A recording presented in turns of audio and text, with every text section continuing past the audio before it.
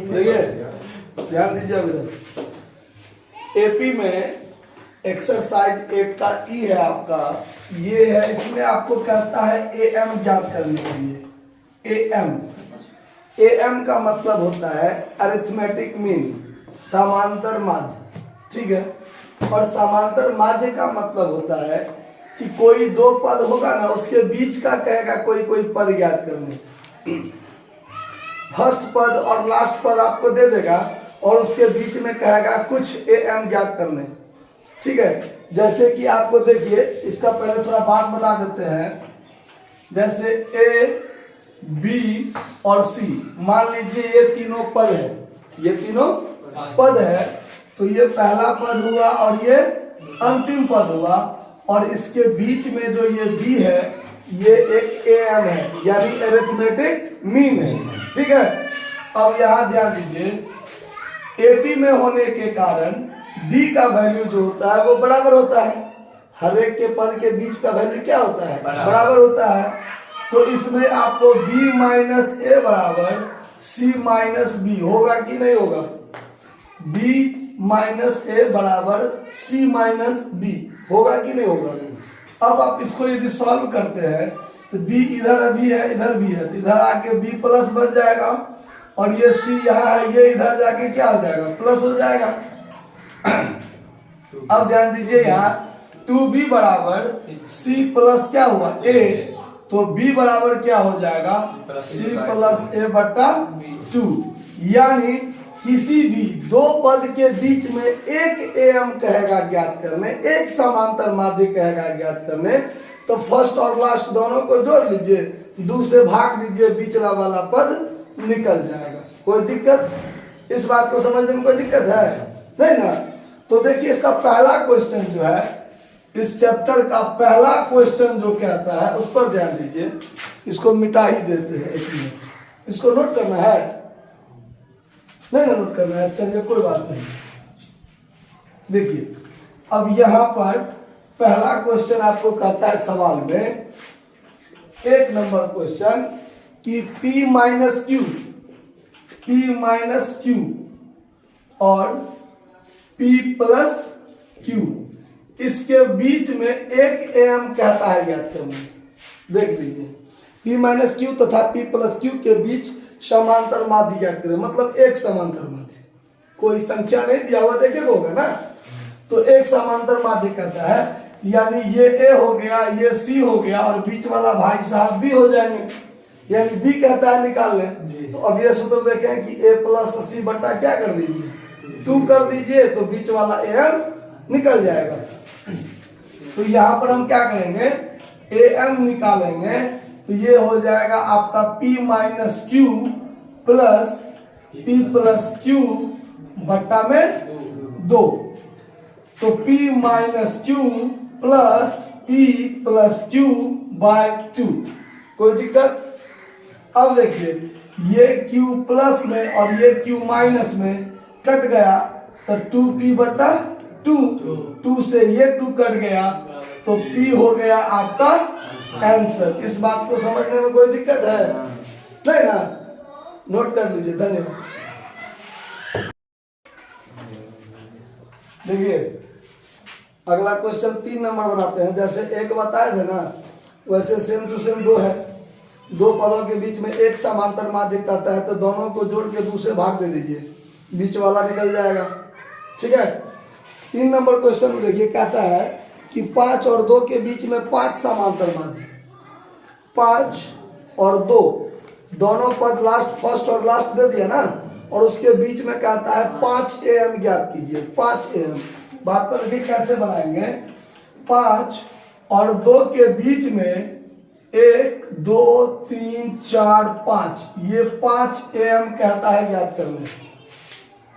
ये फर्स्ट पद और ये लास्ट पद, बीच में 5 AM कहता है ज्ञात करने। कैसे सॉल्व करेंगे? ध्यान दीजिए, इसमें यदि आप गौर से देखें तो ये पहला पद हुआ और ये अंतिम पद हुआ ना।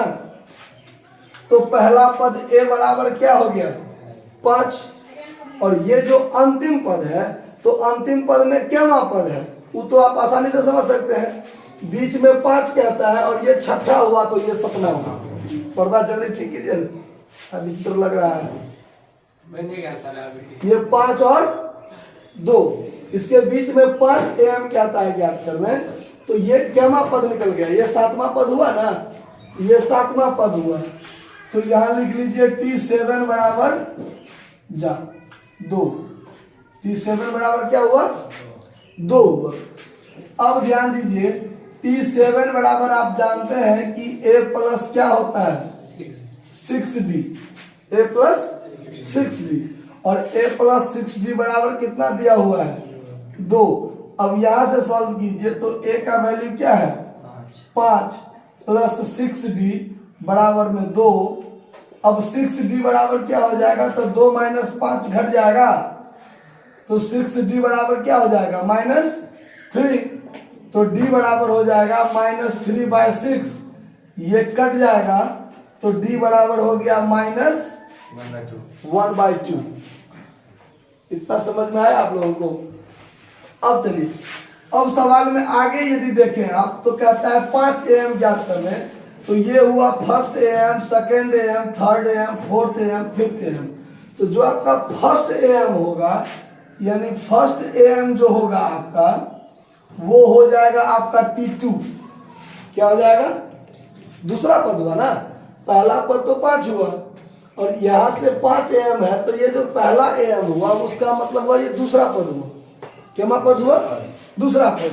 तो दूसरा पद बराबर क्या होता है, A प्लस B होता है ना, A प्लस B होता है, तो A का वैल्यू है आपका 5 और प्लस D का वैल्यू -1/2, तो 5 - 1/2 कीजिएगा तो एलसीएम कीजिएगा 2, 10 - 1 जाएगा तो 9/2, यानी कहने का मतलब 4.1/2। ये फर्स्ट am निकल गया। अब आप ऐसे ही सेकंड am निकालिएगा तो वो हो जाएगा T3। वो क्या हो जाएगा T3, तो A प्लस क्या हो जाएगा 2D। A प्लस 2D का मतलब हो गया A का वैल्यू 5 और 2 × -1/2, 5 प्लस, अब ये प्लस माइनस बन जाएगा, प्लस माइनस माइनस 2/2, ये 2 से 2 को काट दीजिए 1, तो 5 में से 1 जाएगा, कितना बच जाएगा 4। तो ये हो गया आपका दूसरा। ऐसे ही आप निकालिएगा थर्ड am। तो थर्ड am का मतलब क्या हो गया T4, चौथा पद ना, तो T4 बराबर क्या हो जाएगा A प्लस 3D। तो A प्लस 3D का मतलब A का मतलब 5 और प्लस 3 गुने -1/2, 5 माइनस 3 का 3/2। अब आप एलसीएम कीजिए 2, 10 - 3 7/2, यानी 3.1/2। समझ में आ रहा बात। ऐसे ही जैसे first am, second am, third am, ऐसे ही आप लोग अब यहाँ पर फोर्थ am जब आप निकालिएगा, फोर्थ am जब निकालिएगा, ये T4 है तो यहाँ T5 निकलेगा, आप लोग खुद सॉल्व कर लीजिएगा। फिफ्थ am कहता है, इसका मतलब T6 हो जाएगा, जो आप खुद निकाल लीजिएगा, कोई दिक्कत नोट कर लीजिए। देखिए सवाल में कहता है 5 नंबर 20 और 80 के बीच में NAM पूछता है। बात पर ध्यान दीजिए, कोई निश्चित नहीं है, 2, 5, 10, 15, 20, N कह दिया। N का मतलब कितना, कोई लिमिट नहीं है, कुछ भी हो सकता है ना। और फिर सवाल में कहता है कि फर्स्ट AM और लास्ट AM का जो अनुपात है वो 1:3 है। कितना है, 1:3 है। अब इस सवाल पर अगर यदि आप देखें, थोड़ा क्रिटिकल है, ज्यादा दिमाग लगाने वाला है, लेकिन गौर से ध्यान दीजिए। A बराबर 20 हो गया, इसमें तो कोई शंका नहीं है। और ये जो 80 है ये क्या पद होगा। पिछला सवाल में आप देखें कि बीच में 5 AM था तो ये 7वां पद हो गया था ना, 2 बढ़ गया। यहाँ बीच में NAM है तो ये क्या पद हो जाएगा, n+2वां पद होगा कि नहीं होगा, बात पर ध्यान दीजिए। t n+2वां पद बराबर कितना हो जाएगा, 80। यानी n का मान, यानी बीच में अगर 10 होगा तो ये 12वां पद हो जाएगा, 50 होगा तो 52वां पद होगा, 100 होगा तो 102वां पद होगा। यानी बीच में n है तो n+2वां पद क्या हो गया, 80 हो गया। ये बात को समझने में नहीं कोई दिक्कत। अच्छा, अब ध्यान दीजिए, अब इसमें हम अगर देखें गौर से तो हमारे पास d का वैल्यू तो है नहीं, तो सबसे पहला काम क्या होता है, d का वैल्यू निकालना है। अब देखिए d का वैल्यू निकालने के लिए क्या करेंगे, यहाँ ध्यान दीजिए, t n+2वां पद बराबर सूत्र क्या बनेगा, a + n+2 - 1 इंटू डी बनेगा कि नहीं बनेगा। यदि n के जगह पर, यानी यहाँ n रहता है तो n-1 होता है ना, यहाँ n+2 है तो n के जगह पर n+2 भरेंगे और -1 देंगे सूत्र के हिसाब से और इंटू डी, कोई दिक्कत। फिर आगे देखिए, ये बराबर 80 है तो यहाँ पर आप 80 डाल दीजिए, a का वैल्यू 20 डाल दीजिए, प्लस n+1 इंटू डी बचेगा। अब 2 में से 1 जाएगा तो 1 ही ना बचेगा, तो n+1 इंटू डी बचेगा कि नहीं बचेगा। अब इधर ध्यान दीजिए, ये 80 में से 20 घटा दीजिए तो n+1 इंटू क्या हो गया, डी। फिर यहाँ देखिए, n+1 इंटू डी को इधर ले आए तो बराबर में यहाँ क्या हो जाएगा, 60, और डी बराबर यदि हम कहें तो 60/n+1 होगा कि नहीं होगा, सो बोलिए। डी का मान इतना निकल गया, कोई दिक्कत इस बात को समझने में। अच्छा, अब चलिए, अकॉर्डिंग टू क्वेश्चन कहता है कि फर्स्ट AM अनुपात लास्ट AM इक्वल टू 1:3। ये आपका क्वेश्चन के अनुसार कहा हुआ है कि पहला AM और अंतिम AM का जो अनुपात है वो 1:3 है। तो अब पहला AM कितना, वो पहले कैलकुलेशन करना पड़ेगा, लास्ट AM कितना वो देखना पड़ेगा, तब जाकर सवाल आगे बढ़ेगा।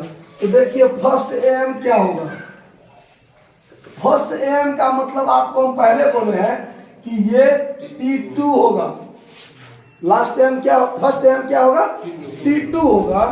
तो T2 का सूत्र होता है A + D, होता है ना। तो यहाँ देखिए, A का वैल्यू क्या है, 20, और प्लस D का वैल्यू है 60/n+1, है ना। तो यहाँ यदि देखें, बट्टा में नहीं कुछ एक है, n+1, 20 इंटू n+1 हो जाएगा भिन्न जोड़ में, और यहाँ क्या हो जाएगा, 60। अब इसको कैलकुलेशन कीजिए, 20n+20 + 60 बट्टा में n+1, तो 20n ऐसे ही रह जाएगा और प्लस में 80 हो जाएगा, बट्टा में n+1 हो जाएगा। ये एक चीज निकल गया। अब लास्ट AM आपको निकालना है, ध्यान दीजिए,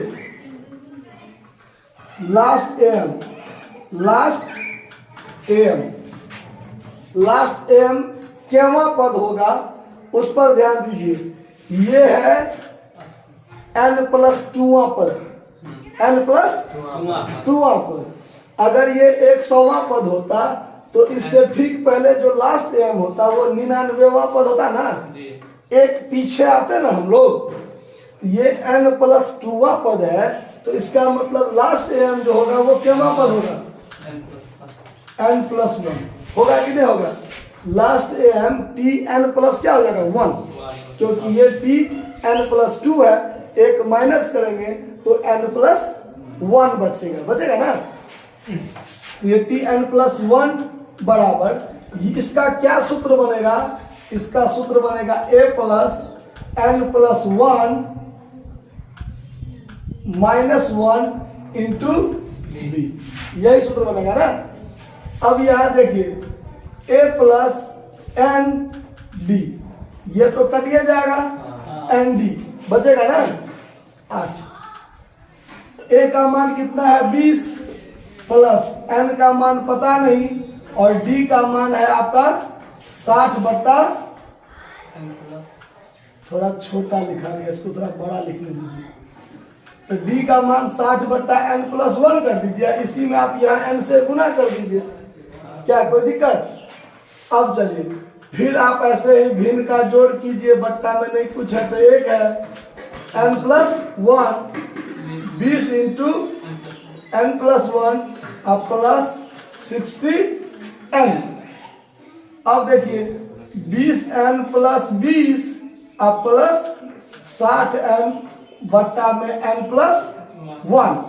कैलकुलेशन कीजिए 80 एन प्लस 20 बट्टा में एन प्लस 1।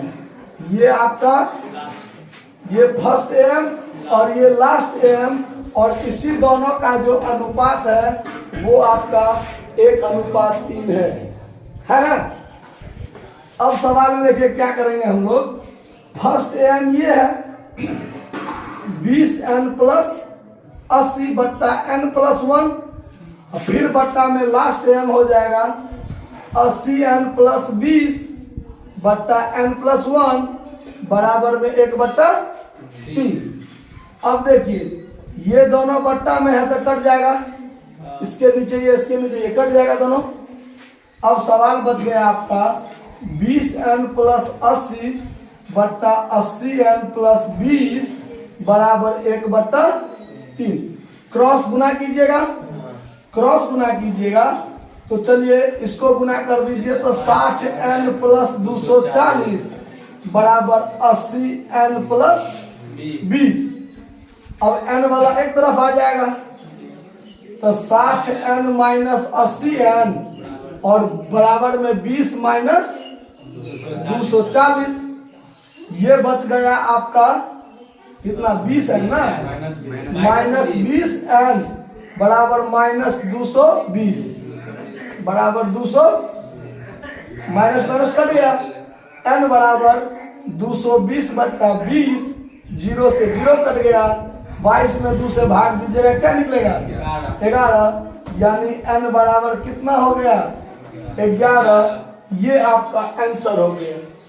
सवाल समझ में आया? कोई दिक्कत हुआ समझने में तो ठीक है, इसको नोट कर लीजिए। धन्यवाद।